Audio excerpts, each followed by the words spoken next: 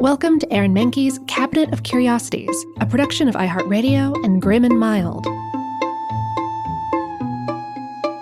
Our world is full of the unexplainable. And if history is an open book, all of these amazing tales are right there on display, just waiting for us to explore. Welcome to the Cabinet of Curiosities.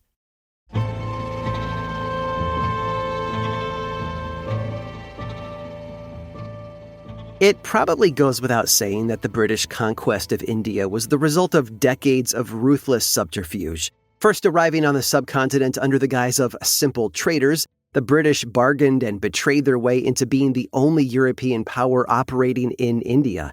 They then worked to undermine the Indian government itself. In 1802, a loose confederation of Indian princes went to war with one another, and Britain used this as an opportunity to justify their takeover.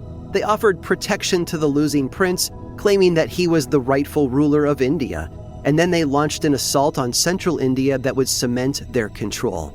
One of the defining battles of this campaign was the Battle of Assaye, where British forces were led by Major General Sir Arthur Wellesley. Although he was Irish, not English by birth, he embodied the ruthless efficiency of British forces, though he would soon find that his victories came at the cost of his soul. Major Wellesley awoke at the crack of dawn and ordered his troops on the march.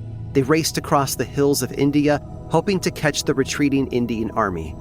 The Major wanted to prove himself by defeating them in battle. His older brother was the British governor of India, and so he had a personal stake in this, as well as professional. He wanted to bring honor to his family name, not stopping to think what he was doing to the country. It just didn't occur to him that he was bringing British oppression to these people in the same way that his own Irish ancestors had been colonized hundreds of years earlier. The rapidly advancing army stopped suddenly when they came across a river blocking their path. On the other side, Major Wellesley was shocked to see that the Indian army had set up a defensive position with cannons lining a ridge on the other side of the river. Wellesley could tell the Indian general wanted to trap his army in the river with cannon fire, and he wasn't about to let that happen. He looked at a map and saw that there were two villages very close to one another, further east down the river. The map didn't indicate whether the river was crossable there, but Wellesley felt that there had to be a crossing at that spot. Two villages wouldn't just crop up next to each other on opposite sides of a river with no way to travel back and forth. So he ordered his army east, and soon they arrived at these villages where, sure enough, there was a crossing of the river. Wellesley smiled at his cleverness, then forced his men on. They turned toward the Indian army and prepared to surprise them. But their enemies were more clever than that. The Indian general anticipated this tactic and swiveled the Indian cannons a perfect 90 degrees. They opened fire on the British army, tearing them to pieces. Major Wellesley saw no way forward but ahead. He ordered his men to march toward the cannons. They suffered heavy losses, but were soon within rifle range. Their regiments opened fire on the cannons, killing their operators, and then they ran at the Indian infantry with their bayonets. But once again, they had underestimated their enemy. Many members of the Indian cannon regiment had seen the rifle attack coming and were only playing dead. Once the rifle infantry passed over them, they got back up and started firing into the British infantry from behind. The Major swore at this deception, ordering his cavalry to swarm the Indian cannons. This time, he made sure that they stayed dead. Soon, Major Wellesley's army forced their enemy into a retreat. They killed thousands of enemy soldiers, but at the cost of hundreds of dead and wounded of their own. Not that any of this affected Wellesley much. Over the next several years, he and his brother ruled India with an iron fist, strictly enforcing segregation between the Indian people and their own men, allowing very little intermingling. To them, the Indians were a resource for Britain to exploit. And this attitude served Wellesley well throughout his career. At first, he had very little sympathy for his enemy or the men under his command. He won stunning victories in Spain, and then in France, where he famously defeated Napoleon at the Battle of Waterloo in 1815. Soon, he was better known throughout the empire by his noble title, the Duke of Wellington. He even became prime minister 2 different times, where he was violently pro-slavery and against social programs to help the poor. He was a big proponent of child labor. But the many battles would eventually take their toll. Later in his career, the Duke was seen weeping openly at the sight of casualties on the battlefield. When he was asked what he would have done differently in his career, he answered, "I should have given more praise," as if to say he should have better appreciated the sacrifice of his troops. It was a curious way to admit that he had failed to learn the value of human life. Fortunately, most of us don't have to fight 3 separate wars across 2 different continents, just to learn an obvious lesson like that ourselves.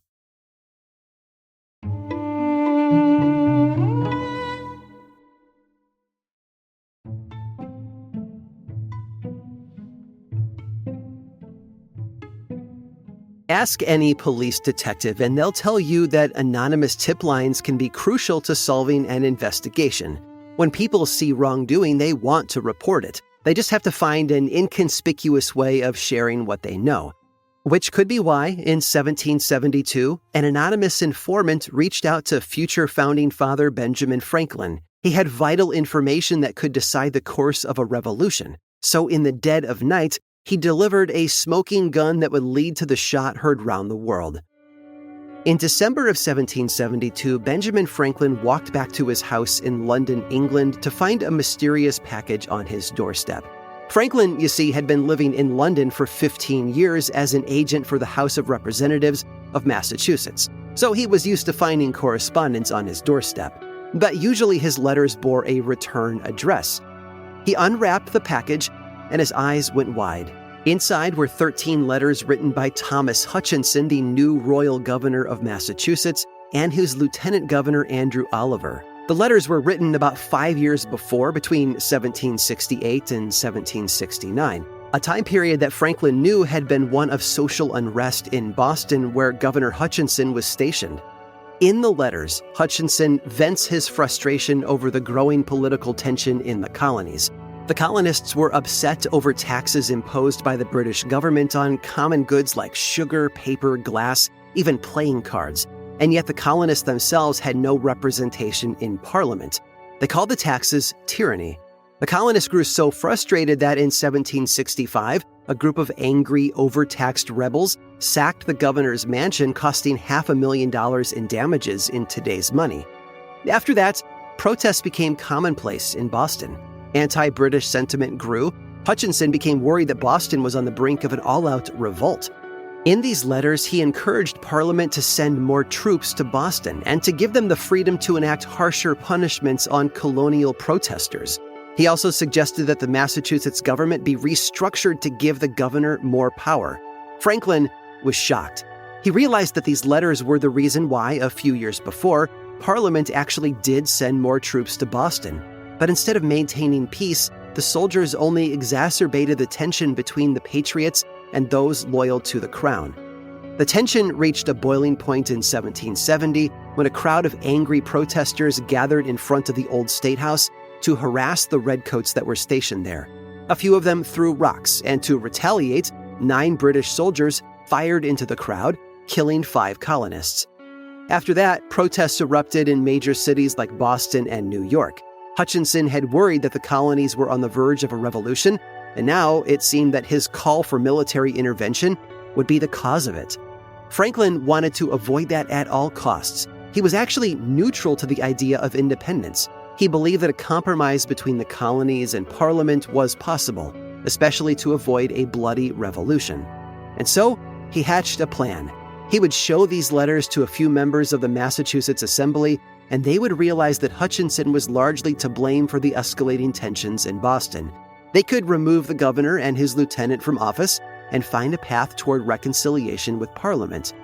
And so Franklin sent the letters back to North America to Thomas Cushing, the Speaker of the Assembly in Boston. He made it clear that Cushing was not to make the letters public for any reason. But months later, Franklin learned that instead of keeping those letters private, the Massachusetts Assembly leaked them to the press, and the public took to the streets. Effigies of Hutchinson and Oliver were burned on the Boston Common. The letters were reprinted in newspapers up and down the coast. And when Parliament found out about it, all hell broke loose.